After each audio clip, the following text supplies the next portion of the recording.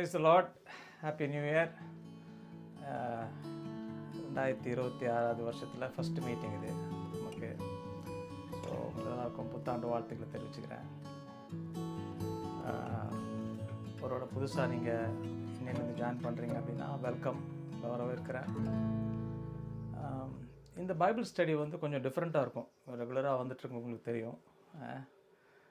வெறும் நம்ம வந்து சத்தியத்தை மட்டும் போதிக்காமல் அந்த சத்தியத்தில் எப்படி வளருவது, எப்படி அதை நம்ம வாழ்க்கையின் பகுதியாக மாற்றுவது, அதுதான் நம்ம தெரிஞ்சுக்கணும். புரியுதுங்களா? இல்லைனா வெறும் இன்ஃபர்மேஷன் மட்டுமே நமக்கு நிறைய தெரிஞ்சுக்கணும், தெரிகிறதுனால மறுரூபம் ஆகாது. Information is not transformation. Information is not transformation. முதலாவது நம்ம இந்த ஆவிக்குரிய வளர்ச்சி வந்து நமக்கு கரெக்டான போதனை, கரெக்டான ட்ரூத், சத்தியங்கள் நமக்கு தெரியணும்.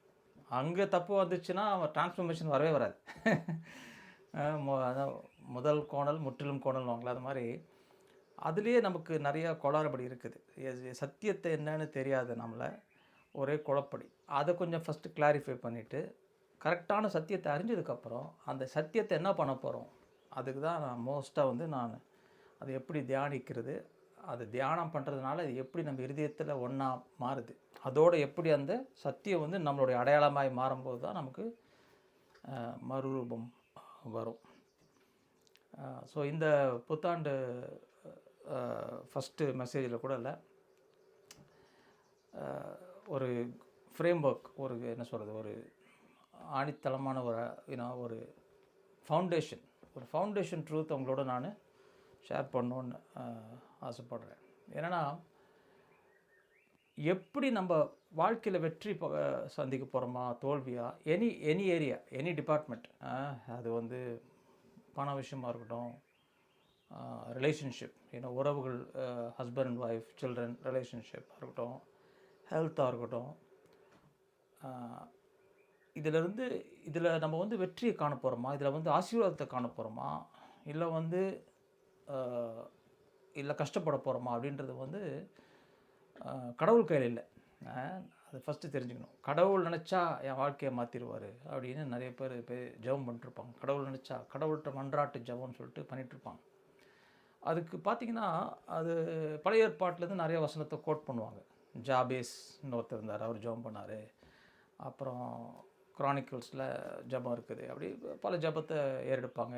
யாக்கோபின் ஜபங்கள் இருக்குது. யாக்கோபு ஜெபிக்கிறான், ஆண்டவரே நான் போகிறேன், இந்த இடத்துக்கு போகிறேன், வர வழியில் சக்ஸஸ்ஃபுல் ஆனால் நான் நமக்கு ஒரு டைத்து கொடுப்பேன், 10% கொடுப்பேன் அப்படின்னு சொல்லி ஒப்புரவாதம் பண்ணி ஜபம் பண்ணான். அப்படி பல ஜபங்கள் இருக்குது. புதிய ஏற்பாட்டுக்குள்ளே வந்துட்டிங்கன்னா அப்படிப்பட்ட ஜபம் நீங்கள் பார்க்கவே முடியாது. அப்படிப்பட்ட டீச்சிங்கும் கிடையாது நியூ டெஸ்டமெண்ட்டில், அப்படிப்பட்ட ஜபமும் கிடையாது. ஏன் அப்படின்னா ஏதோ ஒன்று மாறிடுச்சு. புதிய ஏற்பாட்டுக்குள்ளே ஏதோ ஒன்று மாறிடுச்சு. அது நிறைய டைமில் நமக்கு அறியாமல் இருக்கிறோம். நம்ம விசுவாசிகளாக இருக்கிறோம். நம்ம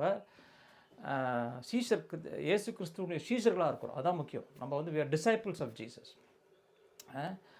ஆனால் அந்த இன்ஃபர்மேஷன் நமக்கு தெரியலனா நம்ம வாழ்க்கையில் வந்து தோல்வியை சந்திக்க போகிறோமா, வெற்றியை சந்திக்க போகிறோமா, அதுதான் அது டிசைட் பண்ணுது, அதுதான் அது நிர்ணயிக்குது. எதுனா அது சத்தியம் என்ன ஆச்சு, சிலுவைக்கு அப்புறம் நமக்குள்ளே என்ன ஆச்சு, சிலுவையில் கிறிஸ்து என்ன ஆனார், அதை நிமித்தம் எனக்குள்ளே என்ன ஆச்சு, இதை தான் நம்ம அறிந்து கொள்ளணும். இதை தான் நாங்கள் புதிய ஏற்பாடு ஃபுல்லாகவே அதான் எழுதுகிறாங்க. புதிய ஏற்பாடு ஃபுல்லாக எல்லா ஆத்தர்ஸும் என்ன எழுதுகிறாங்க, நீங்கள் அது ஸ்டடி பண்ணியிருப்பீங்கன்னு நினைக்கிறேன். சில பேர் நீங்கள் படித்து பாருங்களேன். எல்லாருமே கிறிஸ்துவுக்குள்ளே நீங்கள் யாருன்றதை காட்டுவாங்க. ரெண்டாவது அந்த சத்தியத்தில் எப்படி வளர்வது அதை போதிப்பாங்க. இதுதான் ஆவியிலே நடப்புதுன்னு சொல்லலாம். ஆவியில் நடப்புது, இதுதான் பிரச்சனை. பாருங்கள், நம்ம வாழ்க்கையில் இருக்கிற எல்லா பிரச்சனைக்கும் காரணம் வந்து மாம்சம். அதோட உயர் எங்கே இருக்குன்னு பார்த்தா மாம்சம். அதே போல் நம்ம வாழ்க்கையில் இருக்கிற எல்லா பிரச்சனைக்கும் சொல்யூஷன் எங்கே இருக்குது, தீர்வு எங்கே இருக்குதுன்னு பார்த்திங்கன்னா அது வந்து ஆவியிலே இருக்குது, ஸ்பிரிட். ஸோ எப்படி ஆவியிலே நடப்பது, ஆவியிலே எப்படி சிந்திப்பது, ஆவியிலே எப்படி நம்மளை லீட் பண்ணுவது, இதுதான் நம்ம தெரிஞ்சுக்கணும்.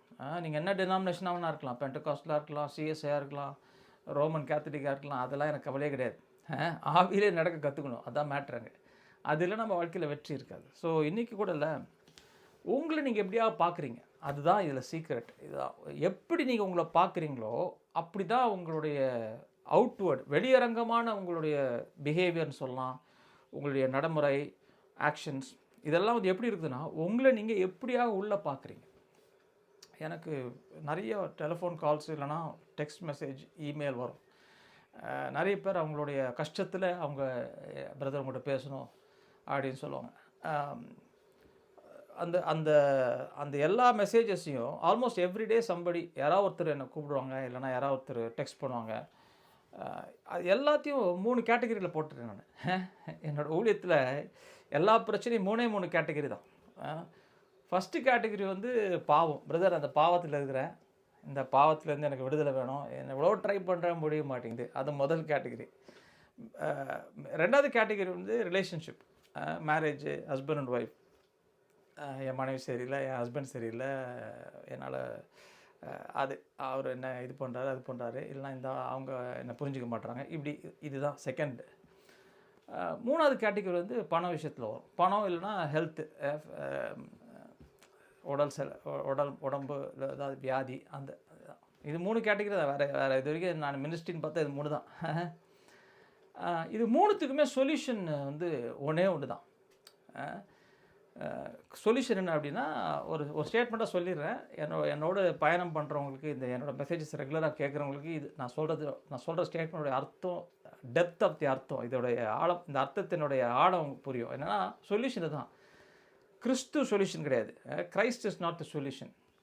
கிரைஸ்ட் இன் மீ, எனக்குள் இருக்கும் கிறிஸ்து தான் சொல்யூஷன். நல்லா கவனிச்சுக்கோங்க. Christ is not the solution. நீங்கள் கிரைஸ்ட்னோன்னா, ஏசுனோன்னா அவர் வலது பரத்தில் உட்கார வச்சுருவீங்க. அவருக்கு அங்கே ஒரு சீட்டை போட்டு எங்கேயோ ஒரு வானத்தில் எங்கேயோ தங்கியிருக்கிறாரு. அந்த கிறிஸ்து எனக்கு யூஸ் கிடையாது.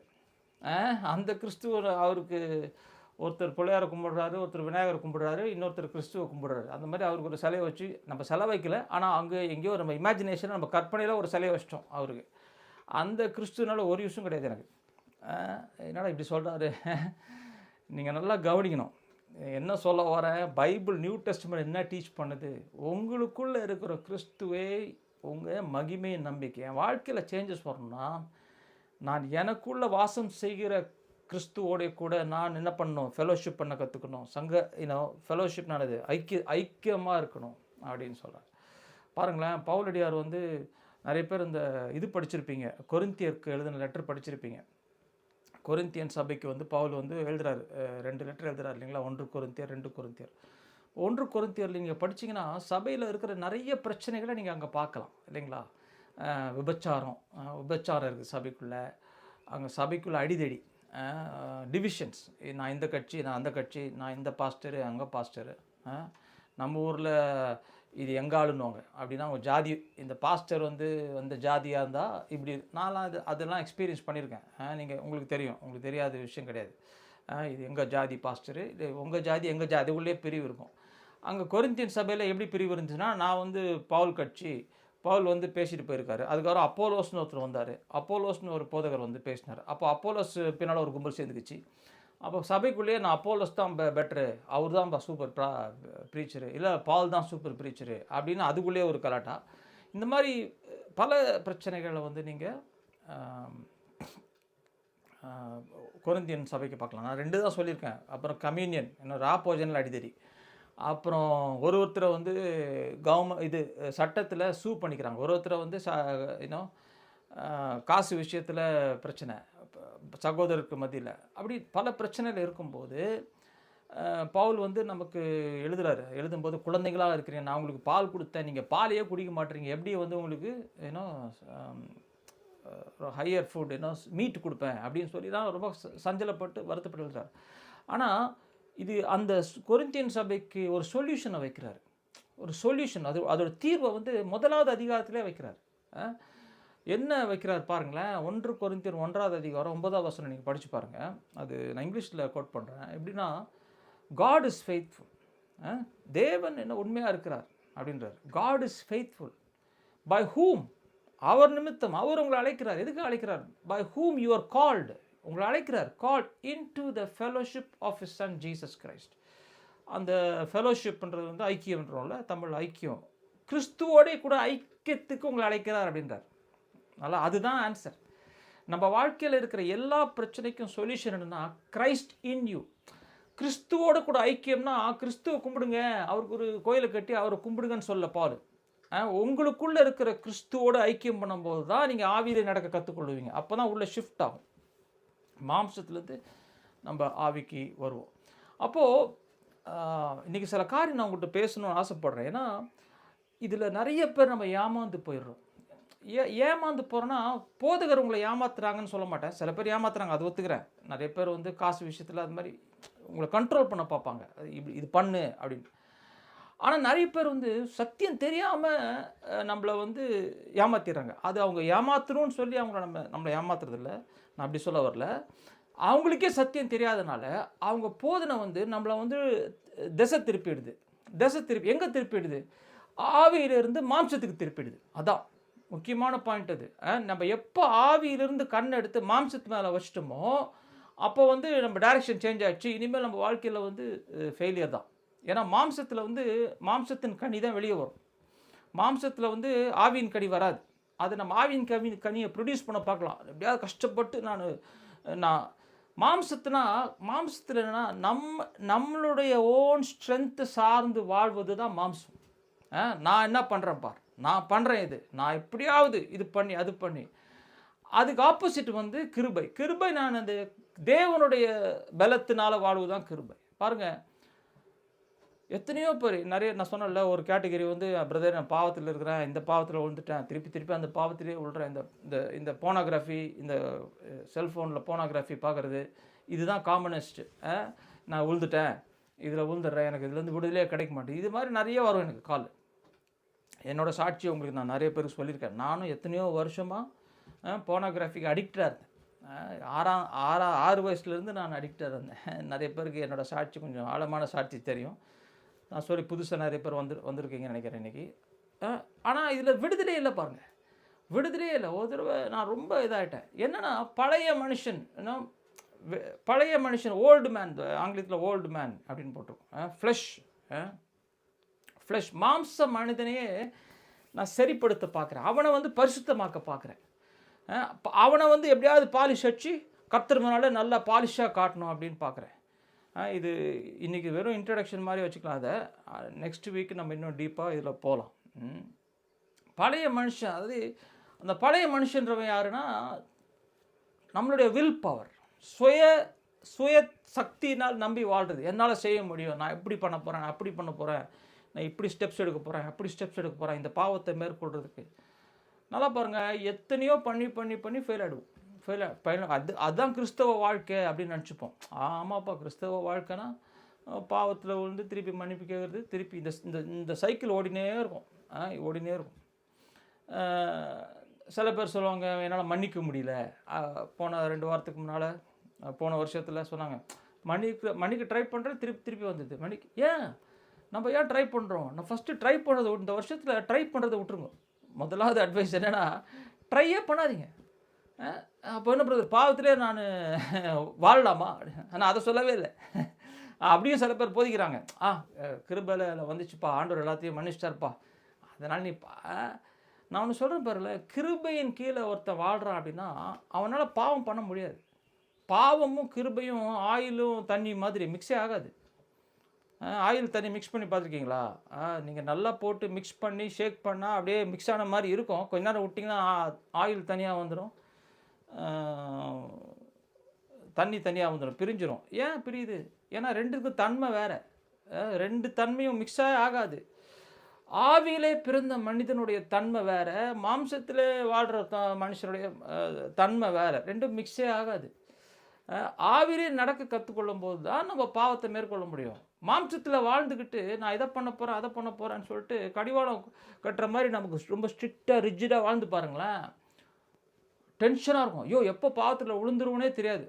அது மாதிரி ஒரு ஒர்ஸ்ட்டு லைஃப் எதுவுமே கிடையாது. நான் சொல்லுவேன், நான் அந்த காலத்தில் இந்த போனோகிராஃபி இதுக்கு அடிக்டாக இருக்கும்போது நான் சொல்லுவேன், ஆண்டவரே உங்களுக்கு தெரியாமல் இருந்தாலே எனக்கு கொஞ்சம் ஜாலியாக இருந்திருக்கும் ஆண்டவரேன்னு சொல்லுவேன் நான்.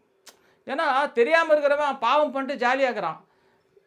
நம்ம ஒன்றும் பாவம் பண்ணக்கூடாது, இல்லைனா பாவம் பண்ணிவிட்டு சந்தோஷமாகவும் இருக்க முடியல.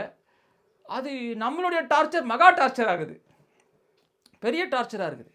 அவனாச்சு ஆண்டவர் தெரியாதவன் பாவத்தில் இருக்கிறான், அவனுக்கு டார்ச்சர், அவன் ரொம்ப ஃப்ரீடம் ஆகிறான், அவன் என்ன விடுதலையில் இருக்கிறான். பாருங்களேன், நம்ம சொல்லுவோம், குமாரன் உங்களை விடுதலை ஆக்கணும், மெய்யாகவே விடுதலை ஆகணும்னு சொன்னாங்க. ஏன்னாப்பா அது நல்லா இருக்குது, ஸ்டேட்மெண்ட்டு சூப்பராக இருக்குது பேசுறதுக்கு. ஆனால் நடைமுறையில் அது ப்ராக்டிக்கலில் வேலை செய்ய மாட்டேங்குது.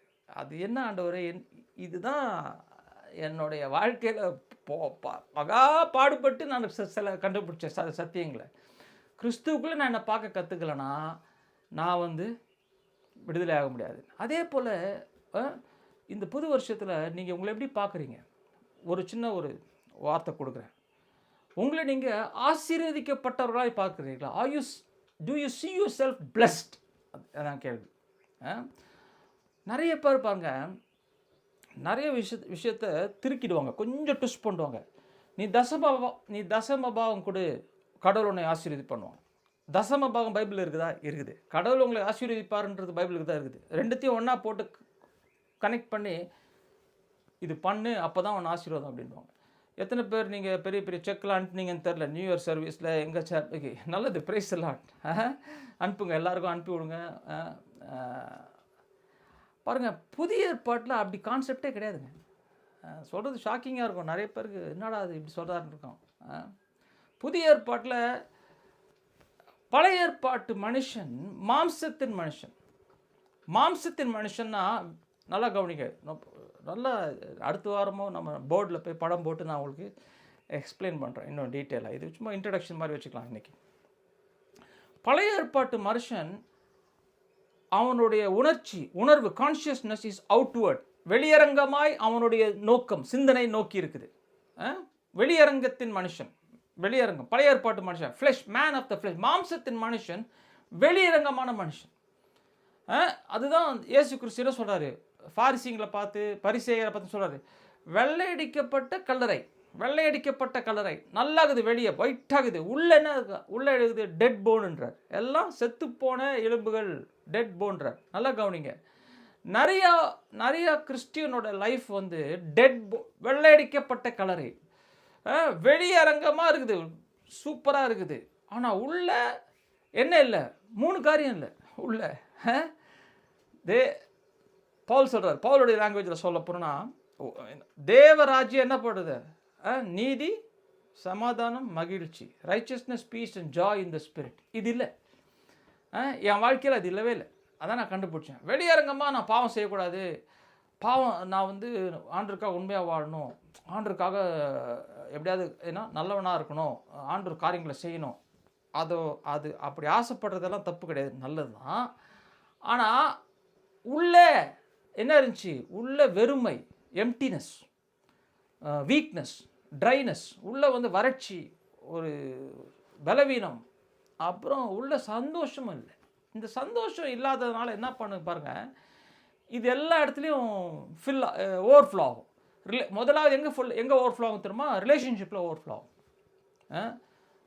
ஒய்ஃப் மேலே இரிட்டபிளாக இருப்பேன், இப்போ பார்த்தா நான் இரிட்டேஷனாக இருக்கும். குழந்தைங்க மேலே இரிட்டபிளாக இருப்பேன், அவங்களுக்கு கொஞ்சுவேன், ஆனால் ஏதாவது தப்பு பண்ணிட்டு அவங்கள போட்டு கட்சி குதறிட்டு இருப்பேன். நான் சொல்கிறது சில பேருக்கு புரியும்னு நினைக்கிறேன். ரிலேஷன்ஷிப்பில் ஒய்ஃபோட போட்டு கட்சின்னு இருப்பேன். அப்புறம் பார்த்திங்கன்னா பாவத்தில் விழுந்துனே இருப்பேன், பாவத்தில் விடுதலே இருக்காது. ஏன்? உள்ளே ஃபுல்லானால் தான் நம்ம வந்து வெற்றி காண முடியும். அப்போது உள்ளே எப்படி ஃபுல்லாகிறது? இந்த வருஷம் ஃபுல்லாக நம்ம அதான், என்னோடய டீச்சிங் ஃபுல்லாகவே இதை தான் சுற்றி இருக்கும். கிரைஸ்ட் இன் யூ, கிறிஸ்துவுக்குள்ளே அப்படின்னா என்ன? அதை தான் பேசிகிட்டு இருப்பேன். தமிழ்லையும் பேசுகிறேன், இங்கிலீஷ்லேயும். எவ்ரி சண்டே, எவ்ரி ஞாயிற்றுக்கிழமை இதே டைமுக்கு வந்து நான் இங்கிலீஷில் ஒரு குரூப் லீட் பண்ணிட்டுருக்கேன். இதே தான் டிஃப்ரெண்ட் பலவிதமான கோணலில், பலவிதமான ஆங்கிள் இருந்து இதே டாபிக் தான் பேசிகிட்டு இருக்கோம். ஏன்னா நியூ டெஸ்டமெண்ட்டில் அதான் பற்றி பேசுகிறாங்க. நியூ டெஸ்டமெண்ட்டில் இயேசுவின் வருகை அப்படிலாம் பற்றி பேசுகிறாங்க. நான் என்ன கண்டுபிடிச்சேன்னா, அதெல்லாம் மைனர் டாபிக், எனக்கு அதெல்லாம் மேஜர் டாபிக் கிடையாது. ஏன்னா நான் கிறிஸ்துவை போல் பிரதிபலிக்கணும், நான் ரிஃப்ளெக்ட் பண்ணணும். கிரைஸ்ட்டை ரிஃப்ளெக்ட் பண்ணும்போது என் வாழ்க்கை வந்து என்ன ஆகிடும்? கிறிஸ்துவை நான் உலகத்துக்கு காட்டுவேன். அப்போது ஆட்டோமேட்டிக்காக நான் வந்து ஆண்டவர் வருகைக்கு நான் தயாராக இருப்பேன். புரியுதுங்களா? ஆனால் இங்கே வெற்றி இல்லாமல் அங்கே நான் ரெடியாக போகிறேன்னு சொல்லிட்டு கண்டதை பண்ணிட்டுருக்கிறதுல வேஸ்ட் ஆஃப் டைம். அப்போது நிறைய பேர் பாருங்கள், பழைய ஏற்பாட்டில் எப்படின்னா, பழைய பல ரூல்ஸ் அண்ட் ரெகுலேஷன்ஸ் வச்ச மாதிரி இருக்கும். இது செய்யாத, பல பண்டிகைகள் இருக்கும், பல ஆஃபரிங் இருக்கும், பல காணிக்கைகள் இருக்கும், பல சொல்கிறது நல்ல நாட்கள் இருக்கும், சாபத்து, இன்னும் ஓய்வு நாள் இருக்கும், இந்த மாதிரி பல விதமான ப்ராக்டிசஸ் ஓல்ட் டெஸ்டமெண்ட்டில் இருந்துச்சு. புரியுதுங்களா? நியூ டெஸ்டமெண்ட்டில் ஒரு ப்ராக்டிஸும் கிடையாது. ஒரு ப்ராக்டிஸ் கூட நியூ டெஸ்டமெண்ட்டில் நீ பண்ணணும்னு பைபிளில் போடவே இல்லை. இது பண்ணால் கடவுளை ஏற்றுக்கொள்வார், இதை பண்ணலன்னா நீ இஸ்ரேல் கிடையாது. சாபத்து, ஓய்வு நாள் கீழ்ப்படியலைன்னா அவள் தான் காலி. பல பயங்கர ஸ்ட்ரிக்டாக இருந்துச்சு. ஆனால் புதிய ஏற்பாட்டில் எதுவுமே கிடையாது. உங்களை நீங்கள் எப்படி பார்க்குறீங்க? பழைய ஏற்பாட்டு மனுஷனுக்கு பண்ண முடியாத ஒரு காரியம் புதிய ஏற்பாட்டு மனுஷனுக்கு நம்மளால் பண்ண முடியும். ஆக்சுவலாக ரொம்ப ஈஸியாக பண்ண முடியும். பழைய ஏற்பாட்டு மனுஷனால் அவனை தேவனோடு ஒன்றாக பார்க்கறதுக்கு இயல்பு இல்லை. அவனோடு கூட நான் தேவனோடு இணைக்கப்பட்டேன் என்பதை அவனால் உணரவ முடியல. அவனுடைய கான்ஷியஸ்னஸில், அவேர்னஸில், அவனுடைய ஃபோக்கஸ், அவனுடைய கவனத்தில் நானும் கடவுளும் ஒன்று என்ற அவேர்னஸில் அவனை மெயின்டைன் பண்ண முடியல. புதிய ஏற்பாட்டு மனுஷனால் மட்டும்தான் அதை பண்ண முடியும். ஏன் அப்படின்னா இயேசுவின் ரத்தம், இயேசுவின் சிலுவை மரணம். நல்லா கவனிங்க. அப்போ பழைய ஏற்பாட்டு மனுஷனுக்கு பல சட்டங்கள் கொடுத்தாரு. இப்படி நீ பண்ணும்போது நீ உன்னை ஆசீர்வதிக்கப்பட்டவனாய் பார்க்கலாம், இப்படி நீ பண்ணும்போது நீ உன்னை பாவம் உனக்கு மன்னிக்கப்பட்டதாய் நீ பார்க்கலாம். அதனால தான் பாருங்கள், அவங்க பல பலிகளை கொண்டு வராங்க. நிறைய பேர் நினச்சிக்கிட்டாங்க நம்ம கடவுள் இருக்கார் பாருங்களேன், பழைய ஏற்பாடு கடவுள் வந்து ரத்த காட்டேரி கடவுள்னு மாதிரி நினச்சிக்கிறாங்க. நான் கூட அப்படி தான் வச்சுருந்தேன். என்னடா பழைய ஏற்பாட்டில் இவர் ரத்தத்தை குடிக்கிறாரு. அந்த காலத்தில் ரத்த காட்டேரி நாங்கள் படிச்சுக்கிறோம் ஸ்டோரி. ராணி காமிக்ஸ்னு ஒரு காமிக்ஸ் இருக்கும். அதெல்லாம் இப்போ உங்களுக்கு நம்ம ஜெனரேஷனுக்கு தெரிஞ்சிருக்கோம், இப்போ இருக்கிறவங்களுக்கு ஒன்றுமே தெரியாது. அதில் வந்து இந்த பயங்கரமான ஃபேண்டம், பேய் கதை மாதிரிலாம் இருக்கும். அதில் வந்து ரத்த காட்டேரி கூட சண்டை போடுவான் ஃபேண்டம். அது ரத்தத்தை ஊறியும் டிராக்குலா மாதிரி அதுதான் சொல்லிருப்பான். கடவுளுக்கும் நம்ம கடவுளும் ரத்த காட்டேரி கடவுளாக நம்ம வச்சுக்கிறோம். ரத்தத்தை கொண்டா அப்போ தான் நான் பாவத்தை மன்னிக்கப்படுவேன் அப்படின்னு நினச்சிக்கிறோம். கடவுள் அப்படி தான் யோசிச்சுக்கிறோம் நம்ம பழைய ஏற்பாடு. புதிய ஏற்பாடு இயேசு வந்து ஒன்றையும் கேட்கல. மனுஷகுமாரன் பாவத்தை மன்னிக்க முடியும். ஏன்னா the son of man has the power, has the authority to forgive sins அப்படின்றார் மார்க் 2. அந்த ஊனமுற்றவன் அந்த பேரலைஸ் பண்ண கொண்டு வரும்போது கெட்டப் ஏஞ்சி நடன்றார், அவன் பாவம் மன்னிக்கப்பட்டதுன்றார். அங்கே ரத்தத்தையும் காணும், அங்கே ஒன்றுமே காணும். பழைய ஏற்பாட்டில் ரத்தத்தை கொண்டு வரணும்னு வர்றாங்க. என்ன மேட்ரு பிரதர்னா, கடவுள் பாருங்கள், ரத்தம் இல்லாமல் சிந்தாமல் பாவ மன்னிப்பு இல்லைன்னு ஒரு வசனம் இங்கே இருக்குது. லெவிட்டிகஸ்லேயே இங்கே இருக்குது. ஏன்னா without the shedding of blood there is no forgiveness of sin. அப்போது நான் ஒரு கேள்வி கேட்குறேன், ரத்தம் சிந்தப்படுறதுனால கடவுள் வந்து பாவத்தை மன்னிக்கப்படுது. ஏன்னா ரத்தம் தேவை, ரத்தத்தில் தான் உனக்கு ஜீவன் இருக்குது அப்படிலாம் சொல்லுவாங்க. அதுதான் பழைய ஏற்பாட்டு மனுஷனுடைய ப்ராப்ளமே. இது நம்ம நினச்சிக்கிட்டோம் கடவுளுக்கு ரத்தம் தேவைப்பட்டதுன்னு நினச்சிக்கிறோம். கடவுள் என் பாவத்தை மன்னிப்பதற்கு ரத்தம் தேவைப்பட்டதுன்னு நினச்சிக்கிறோம். நான் சொல்கிறேன், திடுக்கிடும் தகவல்கள் சொல்கிறேன், அது எத்தனை பேர் தாங்கிக்க முடியும்னு தெரில. கடவுளுக்கு ரத்தமும் தேவையில்லை, ஒரு மண்ணகடியும் தேவையில்லை. அவர் என் பாவத்தை மன்னிப்பதற்கு ரத்தம் தேவைப்படவில்லை. அவர் என் பாவத்தை மன்னிப்பதற்கு ரத்தம் தேவைப்படவே இல்லை. அவருடைய நான் பாவ மன்னிப்பு பெற்றுக்கொண்டேன் என்பது உணர்வதற்கு எனக்கு ரத்தம் தேவைப்பட்டது. ஹலோ, இது பயங்கரமான பாயிண்ட். இதை போய் நீங்கள் ஆண்டவரோட சண்டை போடுங்க. ஓவிச்சிங்கன்னா இப்போ இப்படி ஒரு பாயிண்ட்டை சொல்கிறாரு. உண்மையான ஆவியானவரோட நீங்கள் சண்டை போட்டு அவர் உங்களுக்கு வெளிச்சம் கொடுக்கட்டும். உங்களுடைய அண்டர்ஸ்டாண்டிங்கில் ஒரு வெளிச்சம் வரட்டும். இந்த புது வருஷத்தில் நம்ம இருளான நம்மளுடைய அண்டர்ஸ்டாண்டிங்கில் வந்து வெளிச்சம் வரட்டும். கடவுள் எவ்வளோ நல்லவர், அவர் என் மேல் அன்பாக இருக்கிறார், நேசமாக இருக்கிறாரு. அவருக்கு நான் ஆடு ரத்தத்தை ஊற்றுனா ரத்தம் வந்து என் பாவத்தை அவர் மன்னிக்கிறாரா? பைபிள்லே இருப்போம். ஓல்ட் டெஸ்டமெண்ட்டில் தாவீதே அந்த சத்தியத்தை கண்டுபிடிச்சான். உமக்கு ரத்தம் தேவையில்லைன்ட்டான். உமக்கு தேவையோ ஒரு நொறுங்கொண்ட இருதயம்ட்டான். ஆனால் மனுஷனுடைய கான்ஷியன்ஸை வந்து கிளியர் பண்ணுறதுக்கு அவனுக்கு ரத்தம் தேவைப்பட்டது. மனுஷனுக்கு ரத்தம் தேவைப்படுது. கடவுளின் பாவத்தை மன்னிப்பதற்கு ரத்தம் தேவைப்படவில்லை. முதலாவது தெரிஞ்சுக்கணும் அது ஃபஸ்ட்டு. அது ஏன்னா பழைய ஏற்பாட்டு மனுஷன் வேறு, புதிய ஏற்பாட்டு மனுஷன் வேறு. நம்ம என்ன தெரியுமா பண்ணிட்டோம், புதிய ஏற்பாட்டு மனுஷனை புதிய ஏற்பாட்டில் நம்ம இருக்கிறோம் இல்லைங்களா. இயேசு உயிர்த்தெழுதுக்கு அப்புறம் இருக்கிற மனுஷன் புதிய ஏற்பாட்டு மனுஷன். அப்படின்னா அந்த 4 சுவிசேஷத்துலையும் இருக்கிற மனுஷனும் பழைய ஏற்பாட்டு மனுஷன் தான். யோவான், ஜான் த பேப்டிஸ்ட் பழைய ஏற்பாட்டு மனுஷன். மேத்யூ, மார்க், லூக், டிசைபிள்ஸ் எல்லாம் சுவிசேஷத்தில் 4 காஸ்பிள்ஸ் இருக்கு பாருங்க, அதுலையா அவங்க எல்லாம் பழைய ஏற்பாட்டு மனிதர்கள். ஆஃப்டர் த ரிசரக்ஷன், உயிர் தெழுதுக்கு அப்புறம் இருக்கிற மனுஷங்க தான் புதிய புதிய உடன்படிக்கையின் மனிதர்கள், புதிய ஏற்பாட்டு மனுஷர்கள். அவங்களுக்கு என்னென்னா, அவங்க தங்களை எப்படி பார்க்குறாங்க? நல்லா கவனிங்க. பழைய ஏற்பாட்டிலேயே இந்த சத்தியம் அடங்கியிருக்குங்க. அதுலேருந்து தானே புதிய ஏற்பாடு எழுதுனாங்க. புதிய ஏற்பாடு ஸ்பெஷலாக ரெவலேஷன் அவங்களுக்கு எதுவும் வரல. பழைய ஏற்பாட்டு சத்தியத்தை படித்து, பழைய ஏற்பாட்டு உண்மைகளை படித்து, இது இயேசு கிறிஸ்துவ நிமித்தம் எப்படி இந்த உண்மையை வந்து நமக்கு அப்ளை பண்ணுறது, இது அதோட உண்மையான அர்த்தம் என்ன, what is the true meaning of the Old Testament ஸ்கிரிப்சர்ஸ்ன்றது வந்து இயேசு கிறிஸ்து வந்ததுக்கப்புறம் தான் வெளியரங்கமாச்சு. அதை படித்து அதை அண்டர்ஸ்டாண்ட் பண்ணி அப்போஸ்தலர் நமக்கு எழுதுகிறாங்க. ஆனால் நம்ம இன்னும் பாருங்கள், நம்ம சிந்தனை இன்னும் பழைய ஏற்பாட்டிலே இருக்குது. நிறைய பேர் என்ன சொல்கிறீங்க, ஓ இந்த வருஷம் புதிய வருஷம் நான் பெரிய காணிக்கை கொடுக்குறேன் ஆண்டவரே, இந்த வருஷம் நான் ஆசீர்வதிக்க. எத்தனை பேர் கொடுத்துருப்பீங்க நீங்கள்? நல்லது தான். எதுக்காக கொடுத்தீங்க? பாருங்கள், புதிய ஏற்பாட்டு மனுஷன் வந்து 10% போட்டால் என்ன ஆசீர்வதிப்பான். புதிய ஏற்பாட்டு மனுஷனுக்கு பாருங்கள், ஃபெய்த் வேணும். ஃபெய்த் எக்ஸசைஸ் பண்ணுங்கள். ஒரே ஒரு இடத்துல தாங்க நம்ம ஃபெய்த் எக்ஸசைஸ் பண்ண வேண்டியது இருக்குது. ஒரு இடம் தான், வேறு எங்கேயுமே கிடையாது. ஃபெய்த், எனக்கு faith for money, faith for healing, faith for என்னது, எனக்கு ரிலேஷன்ஷிப்பை சரி பண்ணுறதுக்கு ஃபெய்த் வேணும், அதுக்கு வேணும், இது வேணும். நிறைய பேர் விற்கிறாங்க, இந்த மாதிரிலாம் சொல்கிறாங்க. நல்லாகுது. அவங்களுக்கெல்லாம் நான் என்ன சொல்கிறேன்னா, அவங்க தப்பாக லீட் பண்ணலன்னு அப்படி சொல்லலை. அவங்க இன்னும் இந்த புதிய ஏற்பாட்டோட கோர் மெசேஜ் இன்னும் நம்ம புரிஞ்சுக்கல. அது புரியாத பட்சத்தில் நம்மளும் அப்படி தான் பேசிகிட்டு இருப்போம். ஒரே ஒரு இடத்துல தான் நமக்கு ஃபெய்த் தேவை. எங்கே தெரியுமா? நானும் கிறிஸ்துவும் ஒன்று, அதை பார்க்கறதுக்கு தான் எனக்கு ஃபெய்த் தேவை. நல்லா கவனிச்சுக்கோங்க. ஆண்டவரே, எனக்கு என் பேங்க்கில் எனக்கு வந்து காசு இல்லை, எனக்கு நிறைய கடன் இருக்குது, எனக்கு பிஸ்னஸ் ஃபெயிலியர் ஆயிடுச்சு, இதை நான் சக்ஸஸ்ஃபுல்லாக மாற்றணும், இந்த பிஸ்னஸில் நிறைய கடன் வந்துச்சு, அப்புறம் எனக்கு வந்து ஹெல்த்தில் ப்ராப்ளம் இருக்குது, கேன்சர்னு சொல்லிட்டாங்க, அது சொல்லிட்டாங்க, இது சொல்லிட்டாங்க, எனக்கு இதில் சக்ஸஸ் பண்ண ஹீலிங் வேணும். எப்படி நான் ஃபெய்த் யூஸ் பண்ணி எப்படியாவது நான் அவரை டச் பண்ணணும், எப்படியாவது அவருடைய ஆடையின் ஓரத்தை டச் பண்ணணும், அப்படிலாம் யோசிச்சுருக்கோம். அப்புறமா நம்ம ஃபெய்த் வேணும் பிரதர். ஃபெய்த் நம்ம ஃபெய்த் எங்கே தெரியுமா வேணும்? நமக்கு நானும் கிறிஸ்துவும் ஒன்று என்பதை பார்ப்பதற்கு நம்ம ஃபெய்த் யூஸ் பண்ணால், நம்ம எதெல்லாம் தேடுறோம் தெரியுமா, அதெல்லாம் ஆட்டோமேட்டிக்காக நடக்கும். ஏமேன். இந்த சத்தியத்தை நான் கண்டுபிடிச்சேன் பாருங்கள். நான் 10% போட்டால் நான் ஆண்டவர் ஆசீர்வதிப்பார். அதெல்லாம் பழைய ஏற்பாட்டு கான்செப்ட். என்னுடைய களஞ்சியங்கள் நிரம்பி வழியும், என்னுடைய இது ஃபஸ்ட் ஃப்ரூட் ஆஃபரிங்கை கொண்டு வா. சில பேர், நான் ஒரு சபைக்கு போனேன், அமெரிக்காவில் ஒரு சபைக்கு போனேன், அவங்க ஒரு பேஸ்கெட் வச்சுக்கிறாங்க, ஒரு கூடை வச்சுக்கிறாங்க. கூடையில் வந்து ஃபஸ்ட் ஃப்ரூட் ஆஃபரிங்னு போட்டு வச்சுக்கிறாங்க. இவங்க ஃபஸ்ட் ஃப்ரூட் ஆஃபரிங் எப்படிங்க கொண்டு வருது? அவங்க என்ன பண்ணுறாங்க தெரியுமா? சபை நாங்கள் கடையில் போய் ஆரஞ்சு பழத்தை அணிந்து போட்டுறாங்க. எனக்கு ஒரே சிரிப்பாக இருந்தது. ஃபஸ்ட் ஃப்ரூட் ஆஃபரிங்னா அறுவடை பண்ணுறது தான் ஃபஸ்ட் ஃப்ரூட் ஆஃபரிங் கொண்டு வர்றான் இல்லைங்களா? இல்லைனா முதலாவது வர சம்பளத்தில் முதல் 10% எடுத்து அது என்ன பண்ணுறாங்க? ஃபஸ்ட் ஃப்ரூட் ஆஃபரிங்னா முதல்ல வர அறுவடை தீர்ந்து வந்து போடணும். அதான் ஃபஸ்ட் ஃப்ரூட் ஆஃபரிங்.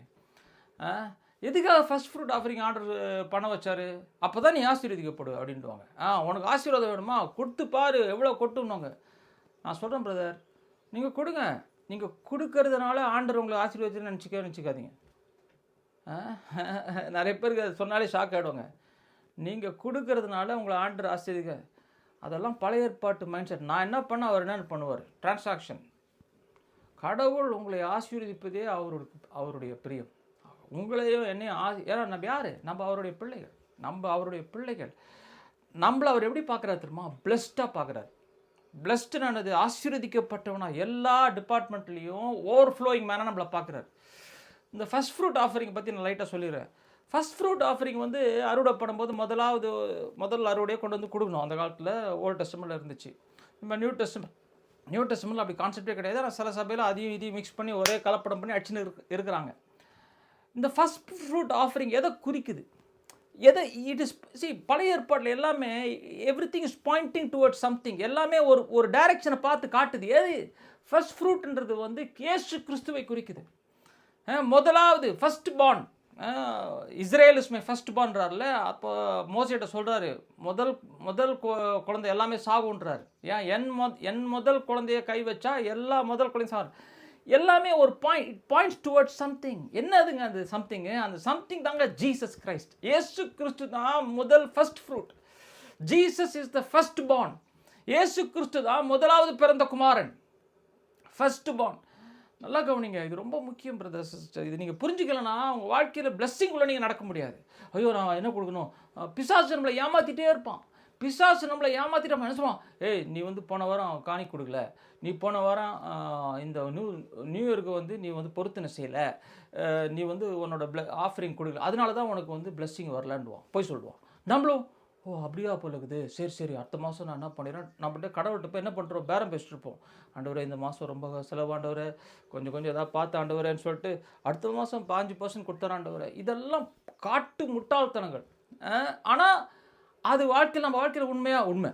ஏன் கடவுளுடைய ஆசீர்வாதம் வந்து என் வாழ்க்கையில் வெளிப்பட வேண்டும் என்றால் நான் அவருக்கு என்ன கொடுக்கணுன்றது கொஸ்டினே கிடையாது. இயேசு கிறிஸ்து தான் அந்த பிளெஸ்ஸிங், அதை எனக்குள்ளே வச்சிட்டார் ஆண்டவர். அது எங்கே ஒன்றுன்றாரு, எனக்குள்ளே வச்சிட்டாரு. புரியுதுங்களா? எனக்குள்ளே வச்சு நான் இப்போ என்னை பிளெஸ்டாக பார்க்குறேனா இல்லை கர்ஸ்டாக பார்க்குறேனா? நல்லா பாருங்கள், நம்ம போகலாமே, ஒரு வசனம் பார்க்கலாம். கலாத்தியர் போங்க. கலாத்தியருக்கு போனீங்கன்னா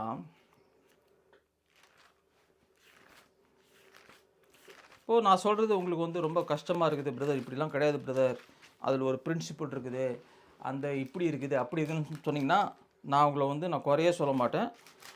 இந்த வெளிச்சம் உங்களுக்கு வர்ற வரைக்கும் நம்மளுக்கு கன்ஃபியூஷன் இருக்கும். இந்த வெளிச்சம் வந்தால் தான் உங்களுக்கு புரியும். அதில் சொல்ல பாருங்களேன், ரொம்ப ஃபேமஸான வசனம் படிக்கிறேன். கலாத்தியர் 3வது அதிகாரத்தில் 13வது வசனம், Christ has redeemed us from the curse of the law. சட்டத்தினுடைய பிரமாணத்தின் உடைய சாபத்திலிருந்து நம்மளே கிறிஸ்து என்ன பண்ணிட்டாராம், விடுவித்து விட்டார். Having become a curse for us. அவர் நமக்காக சாபமாகி நம்மளை என்ன பண்ணிட்டாராம், பிரமாணத்தில் இருக்கிற சாபத்திலிருந்து விடுவித்து விட்டார். சரிங்களா? எதுக்காக விடுவித்து விட்டார்? That the blessing of Abraham, ஆபிரகாமின் ஆசீர்வாதம் யார் மேலே, ஜென்டைல்ஸ்ன்றோம்ல, புறஜாதியார் மேலே வரும்படிக்கு. இப்போது ஆபிரகாமின் ஆசீர்வாதம்னா என்ன? கோல்டு நிறையா இருக்குது. அவன் ஆபிரகாம் 13வது அதிகாரத்தில், ஆதியாகமம் 13ல் அவனுக்கு நிறையா கோல்டு இருந்துச்சு, சில்வர் இருந்துச்சு. பாருங்கள், வெளியரங்கமாய் பார்க்குற மனிதர்களுக்கு இதை தவிர வேறு எதுவுமே கண்ணில் தெரியாது. அப்போ பிரதர் நீங்கள் என்ன சொல்கிறீங்க, நான் இப்போ கோல்டில் இருக்கக்கூடாதா? ஐயோ பிரதர், கோல்டு மேலே கோல்டாக வச்சுருப்பீங்க, கவலையப்படாதீங்க. ஆனால் அது நம்ம நோக்கமே கிடையாது. ஆபிரகாமின் ஆசீர்வாதம்னா என்னென்னா, நிறைய பேர் ஆபிரகாம் நிறைய அது பேர் ஆடு மாடு வேலைக்காரர்கள், அது மாதிரி நம்மளும் பெரிய பண்ணையார் மாதிரி, அதான் ஆசீர்வாதம். அதெல்லாம் பழைய ஏற்பாட்டு கான்செப்ட். புதிய ஏற்பாட்டில் அங்கே சொல்கிறாரு, ஆவியினால் புதுப்பிக்கப்படுவது, ஆவி உள்ளே வருது. இதுதான் ஆபிரகாமின் பிளெஸ்ஸிங். நல்லா தெரிஞ்சுக்கோங்க. இது உங்களுக்கு புரிஞ்சுக்க கஷ்டமாக இருந்துச்சுன்னா ஆவியானவர்கிட்ட கேளுங்க, அவர் உங்களுக்கு கண்ணை திறப்பார். அப்போ தான் இது தெரியும். இது நான் கூட ஆபிரகாமின் பிளெஸ்ஸிங்னா எத்தனையோ நாள் ஆண்டவரே கோல்டு கொடுங்க சில்வர் கொடுங்க ஜெபம் பண்ணிருந்தேன். ஆவியானவர் கண்ணை திறந்ததுக்கப்புறம் தான் இது மேட்டர் என்னன்னு தெரிஞ்சுது எனக்கு. கிறிஸ்து தான் அந்த பிளெஸ்ஸிங். நல்லா கவனிங்க, Jesus Christ is the blessing of Abraham. ஆவியிலே அவருடைய குமாரனுடைய ஆவி எனக்குள்ளே ஊற்றப்படுது பாருங்க, அதுதான் ஆபிரகாமின் பிளெஸ்ஸிங். நல்லா கவனிங்க, இது நீங்கள் தெரிஞ்சிட்டிங்கன்னு வச்சுக்கோங்களேன், இந்த சீக்ரெட் நீங்கள் தெரிஞ்சிட்டிங்கன்னா உங்களுடைய லைஃப்பில் எல்லா ஏரியாலையும் பிளெஸ்ஸிங் மேனிஃபெஸ்ட் ஆகும். பணத்தில் மேனிஃபெஸ்ட் ஆகும், ஹீலிங்கில் மேனிஃபெஸ்ட் ஆகும், ரிலேஷன்ஷிப் உறவுகளில் மேனிஃபெஸ்ட் ஆகும். எல்லா ஏரியாவிலையும் உங்கள் வாழ்க்கையில், என் வாழ்க்கையில் பிளெஸ்ஸிங் மேனிஃபெஸ்ட் ஆகணுமா? பிரதர் நான் என்ன பண்ணணும், ஆஃபரிங் அனுப்பணுமா? ஆஃபரிங் அனுப்புங்க, தைரியமாக அனுப்புங்க, தாராளமாக அனுப்புங்க. சபைக்கு கொடுங்க, ஊழியக்காரனுக்கு கொடுங்க, ஏழைகளுக்கு கொடுங்க, உங்களுடைய உற்றார் உறவினர் கஷ்டப்பட அவங்களுக்கு கொடுங்க, உங்கள் பிள்ளைங்களுக்கு கொடுங்க, எல்லாம் கொடுங்க. ஆனால் அதெல்லாம் கொடுக்கறதுனால எனக்கு ஆசீர்வாதம் நம்பிட்டீங்கன்னா நீங்கள் கவுந்துட்டீங்கன்னு அர்த்தம். பிசாசு உங்களை அடிச்சு தூக்கிட்டு போடுவான். Giving in the New Testament is overflow of the heart. இருதயத்தின் மிகுதியினாலே கொடுக்கறது தான் தேவன் பிரியமாக இருக்கிறார். நல்லா கவனிங்க, இது புதிய ஏற்பாட்டில் எல்லா இடத்துலையும் எழுதி வச்சுக்கிறார் பவுல். சொல்கிறாரு, அன்பில் கொடுக்கலன்னா நீ கொடுக்கறத வேஸ்ட்டுன்ட்டார் 1 கொரிந்தியர் 13. நான் என்னுடைய சொத்து எல்லாம் விற்று ஏழைங்களாம் கொடுத்து எல்லாரையும் ஆசீர்வச்சுன்னா எல்லாரும் உங்களுக்கு பெருசாக சபையில் உங்களுக்கு முதல் சீட்டு கொடுத்துருவாங்க, உங்களுக்கு பெரிய வரவேற்பு ஸ்பெஷல் எஃபெக்ட் இருக்கும், எல்லாம் பயங்கரமான. ஆனால் மோட்டிவ் எந்த மோட்டிவில் கொடுத்தேன்றார் பவுல். அன்பில் கொடுத்தியா இல்லையா, எனக்கு அது நிறையா கிடைக்க போகுதுன்னு கொடுத்தியா, காலி கவுந்துட்டுன்றார். நிறைய பேருக்கு தெரிய மாட்டேங்குது. ஏன்னா இயேசு கிறிஸ்து பாருங்க, இது ரொம்ப இம்பார்ட்டன்ட் பாயிண்ட்டுங்க. இப்படி சொல்கிறோம்ல, நீங்கள் கொடுத்து பாருங்கள் கர்த்தர் உங்களை ஆசீர்வதிப்பார். கொடுத்தா கர்த்தர் உங்களை ஆசீர்வதிப்பார். சூப்பர் சூப்பர் இப்படி சொல்கிறேன் இல்லைங்களா? இது சொல்கிறேன். இது இது இது இதோட பயங்கரமான ஒரு பாதிப்பை கொண்டு வரும். இது ஒரு பயங்கரமான ஒரு தாக்கத்தை கொண்டு வரும். என்ன அந்த தாக்கம் தெரியுமா? உங்களை இயேசுவின் மேலேருந்து கண்ணை எடுத்துட்டு உங்கள் செயல் மேலே கண்ணை வாக்கி வச்சிடும். அதான் it take you, it lead you in the direction. உங்கள் கண்ணை வந்து இயேசுவின் மேலே எடுத்துட்டு, இயேசு எனக்கு கொடுக்கப்பட்டாருங்க, அதாங்க என்னுடைய ஆபிரகாமின் ஆசீர்வாதம். The blessing of the promises, அவருடைய வாக்கு தத்தங்கள். பாருங்கள், பழைய ஏற்பாட்டு மனுஷனால இது புரிஞ்சுக்க முடியல. அதனால என்ன தம்மா பண்ணார்? பழைய ஏற்பாட்டு மனுஷன் புரிஞ்சாகாதனால வாக்கு தத்தங்களை என்ன பண்ணார்? சட்டங்களையும் பிரமாணங்களையும் இதில் எழுதினார், கல்லில் எழுதினார். கரெக்டுங்களா? மோசே என்ன அட்வைஸ் கொடுக்குறாரு? ஜோஷுவாவுக்கு என்ன அட்வைஸ் கொடுக்குறாரு? மோசே சொல்கிறாரு, நீ முதலாவது நீ யோர்தான் நதியை கடந்து போய் நீ உள்ளே போன உடனே முதலாவது ஒரு காரியம் பண்ணணும். என்ன தெரியுமா பண்ணுறாரு? ஒரு பெரிய கல் எடுன்றார். கல் எடுத்து அதை வெள்ளையடின்றார். வெள்ளையடிச்சு அதில் இந்த பிரமாணத்தின் வார்த்தைகளை எழுது அப்படின்றார். ஏன் எழுதணும்னு சொன்னார்? அப்போ உன் பிள்ளைகளும் பேர பிள்ளைங்களும் இந்த இடத்துக்கு வந்து அதை படிக்கும்போது அது என்ன மேட்டர்னு உங்களுக்கு தெரியும் அப்படின்றார். புரியுதுங்களா? புதிய ஏற்பாட்டில் நமக்கு எந்த அட்வைஸுமே இல்லை.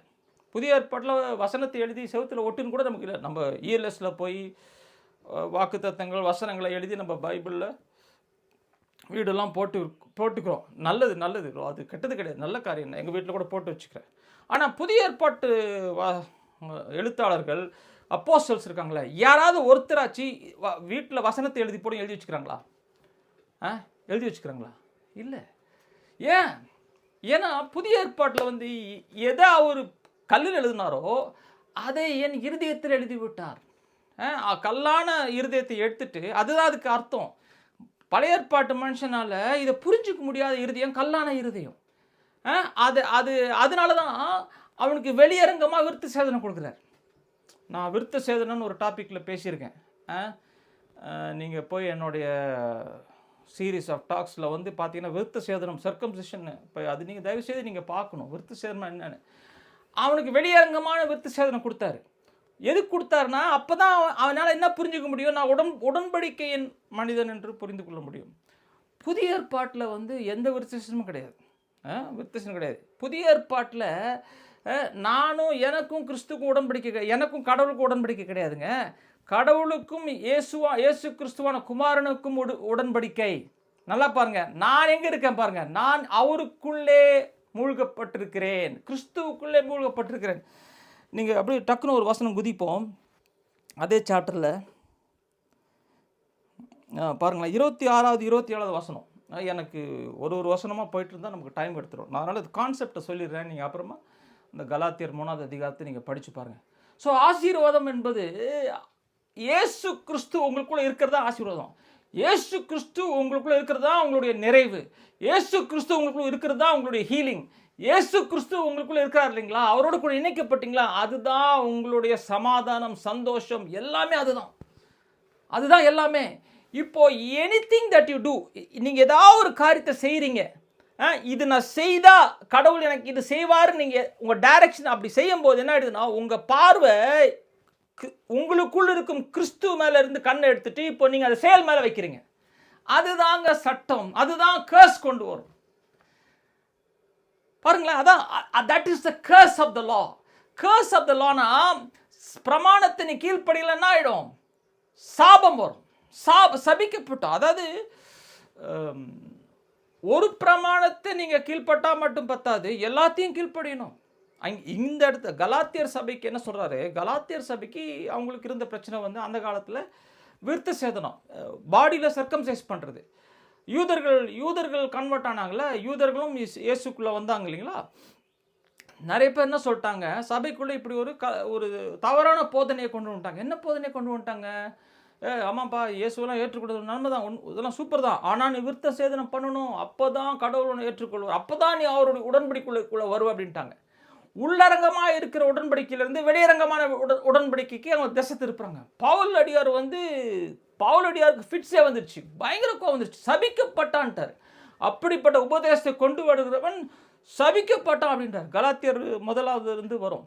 நீங்கள் என்ன செய்தாலுங்க, நான் இப்போது நான் வந்து காசு கொடுக்க போகிறேன், 10% கொடுக்க போகிறேன். கடவுள் சொல்லிக்கிறாரு, curse will come upon you.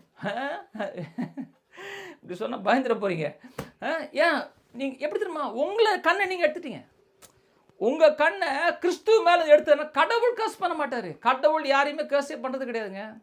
ஆதாம் பாவம் பண்ணதுனால பூமியை கர்ஸ் பண்ணேன்னு பைபிளில் போட்டுருக்கணும். நல்லா படிச்சு பாருங்க. ஆதாமின் பாவத்தின் நிமித்தம் பூமி சபிக்கப்பட்டதுன்றாரு. அவன் தான் கர்ஸ் பண்ணா. யார் கர்ஸ் பண்ணா? ஆதாம் கர்ஸ் பண்ணா, கடவுள் கர்ஸ் பண்ணல. அவரிடத்துலேருந்து ஒளி மட்டும்தான் வரும், இருள் அவர் இடத்துல கிடையாதுன்னு சொல்லி ஜேம்ஸ் எழுதுறாரு. ஏன்னா ஒளியின் பிதா, அவரிடத்துல இருள் இல்லை அப்படின்றாரு. நல்லா கவனிங்க. கடவுள் ஒன்று கர்ஸ் இல்லைங்க, உங்கள் கண்ணை கிறிஸ்துவிலேருந்து எடுத்துட்டீங்க. எனக்கு நிறைய பேர் கேட்பாங்க, பிரதர் பிஸ்னஸில் ஒரே லாஸ், எனக்கு ஒரு கடன் தொல்லை தாங்க முடியல, எனக்கு எப்படியாவது ஜெபம் பண்ணுங்க. நான் அவங்களுக்கு எப்படி ஜெபம் பண்ணுவேன்னா, அவங்களுக்கு எப்படியாவது அவங்க கண் பார்வையை வந்து இயேசுக்கிட்ட கொண்டு வரதான் என்னுடைய ஜெபமும் என்னுடைய மினிஸ்ட்ரியும் இருக்கும். ஏன்னா அவங்க வந்து அவங்க கண்ணில் பார்க்குறாங்க, என்ன பார்க்குறாங்க? கடன் தொல்லை, சாபம், கடன் தொல்லை, வியாதி, இதெல்லாம் என்னது? இதெல்லாம் வந்து ஆசீர்வாதமா? இதெல்லாம் ஆசீர்வாதம் கிடையாது, இதெல்லாம் சாபம், சாபத்தின் கனிகள், இதெல்லாம் பாவத்தின் கனிகள் நம்ம வாழ்க்கையில் இருக்குதா? வருது. என்னுடைய ஹெல்த்தில் கஷ்டப்படுறா, நானும் கஷ்டப்பட்டிருக்கேன்.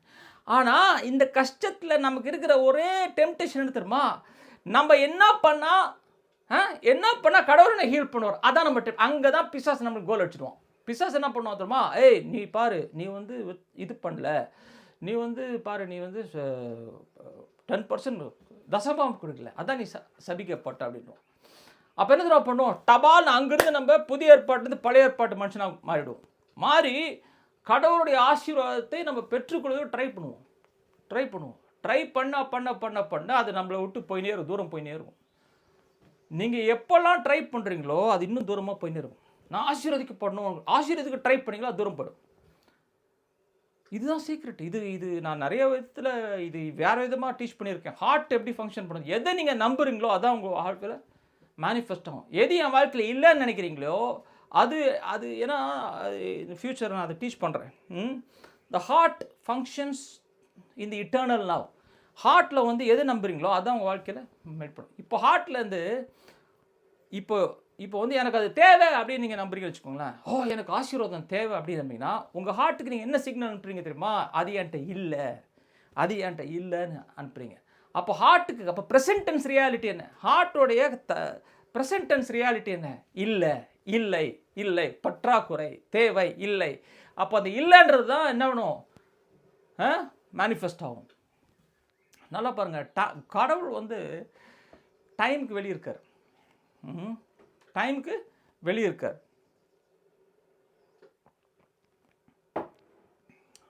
நேற்று, இன்று, நாளை. கடவுளுக்கு வந்து நேற்று, இன்று, நாளை. கடவுளுக்கு வந்து ஒன்றே விட்டு தான், ஐ ஆம்ன்றார். I was, I will be அப்படி சொல்ல. ஐ வாஸ் நேற்று, ஐ வில் பி ஃப்யூச்சரில். கடவுள் சொல் ஐ ஆம். கடவுள் வந்து ப்ரெசன்ட் டென்ஸ் ரியாலிட்டி. நம்ம ஹார்ட்டில் வந்து நம்ம இருதயம் வந்து ப்ரெசன்ட் டென்ஸ் ரியாலிட்டியில் தான் ஃபங்க்ஷன் ஆகுது. நம்ம subconscious mind and deeper part of the soul, இதெல்லாம் நான் நிறைய டீச் பண்ணியிருக்கேன், என்னுடைய டீச்சிங்கில் இருக்குது. இது நான் இப்போ திருப்பி உங்களுக்கு நான் டீச் பண்ணுறேன் திருப்பி. அப்போது இப்போ வந்து புதிய ஏற்பாட்டில் எப்படி நம்ம பிளஸ்ஸிங்கில் வாழ்கிறது? அப்போ பாருங்கள், ஆதியாகமத்தில் ஆபிரகாம் இருக்கார். ஆபிரகாம்கிட்ட வந்து ஆண்டவர் சொல்கிறார், நான் உன்னை ஆசீர்வதிப்பேன், ஐ வில் பிளஸ் யூன்னு சொல்கிறார். நிறைய இடத்துல சொல்கிறார். 12வது அதிகாரம் சொல்கிறாரு, 17 சொல்கிறாரு, 22 சொல்கிறாரு. இந்த 22வது அதிகாரத்தில் அந்த ஐசக்கை பலி கொடுக்க அந்த ஸ்டோரி வருது. 22 அதில் அந்த ஸ்டோரி வந்தப்போ ஏஞ்சல் வந்து ஸ்டாப் பண்ணிட்டு சொல்கிறாரு, டு யூ இந்த ஆசீர்வாதம் to you and to your seed. இந்த சீடு, அந்த வித்து உனக்கும் உன்னுடைய வித்துக்கும் இந்த ஆசீர்வாதம்ன்றார். நீங்கள் அப்புறமா நீங்கள் போய் படிச்சுப்பாங்க. 22 ஆதியாகமம் 22வது அதிகாரம் பொறுமையாக படிங்க. ஆபிரகாமுக்கும் அவனுடைய வித்து அப்படின்றார். அந்த வித்து சில இங்கிலீஷ் பைபிளில் டிசெண்டன்ஸ்னு போட்டிருக்கோம், சில பைபிளில் சீடுன்னு போட்டிருக்கோம், சிங்குலரில் போட்டிருக்கோம். ஆனால் அதுக்கு ஹீப்ரூவில் பார்த்தீங்கன்னா அந்த வார்த்தை வந்து ஜீரா, அதுனா வித்து. அவனுடைய ஆபிரகாமின் வித்து யார்? அது இங்கே பவுல் எக்ஸ்பிளைன் பண்ணுறாரு. கலாத்தியர் 3வது அதிகாரத்தில் எங்கே சொல்கிறாரு பாருங்களேன்.